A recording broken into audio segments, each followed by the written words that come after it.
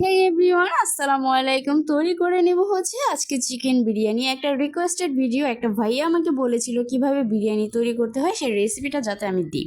So চলো রেসিপিটি শিখে নাও। প্রথমে গোটা জিরা নিয়েছি, এলাচ নিয়েছি, দারচিনি, লবঙ্গ, গোলমরিচ নিয়েছি, বড় এলাচ নিয়েছি, শাহি জিরা, জয়ফল আর জয়ত্রী।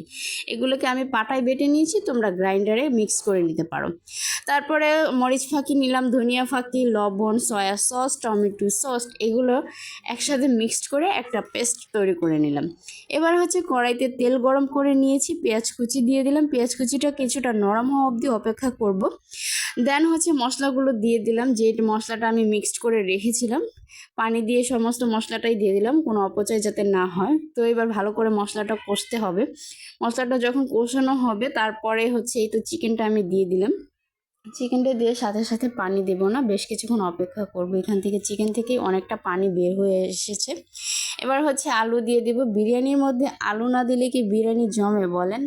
বিরিয়ানি ভালোই লাগে না। সো যাই হোক, আলু দিয়ে দিলাম। এবার এই তো অনেকটা পানি উঠেছে, এবার আর কিছু পানিটা দিয়ে খুব ভালো মতো রান্না করে নিব। এই পানি দিয়েই চিকেনটা হয়ে যাবে।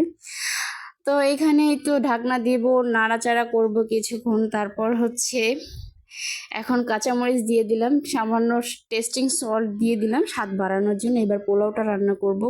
কাঁচামরিচ, পেঁয়াজ কুচি দিয়ে দিলাম, আদা বাটা, রসুন বাটা দিয়ে দিলাম, গোটা গরম মশলা দিয়ে দিলাম। এবার হচ্ছে চালটাকে খুব সুন্দর মতো ভেজে নেব।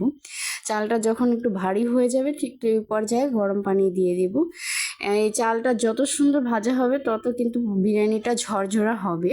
হ্যাঁ, সো এবার হচ্ছে দুধ দিয়ে দিলাম, একটু গুঁড়ো দুধ আমি দিয়েছি, লিকুইড দুধও আপনারা দিতে পারেন। তো আমার হাতের কাছে লিকুইড দুধ ছিল না, যার কারণে আমি গুঁড়া দুধ দিয়েছি। এবার একে একে কাঁচামরিচ দিয়ে দিলাম, আলু বখরা দিয়ে দিলাম, আর এই তো চিকেনটা দিয়ে দিলাম। সর্বশেষ হচ্ছে কেওড়া জল দিয়ে দিলাম। এবার হচ্ছে বিরিয়ানিটা কিন্তু আমার অলরেডি হয়ে গেছে, নামানোর আগ মুহূর্তে ঘি দিয়ে দিলাম।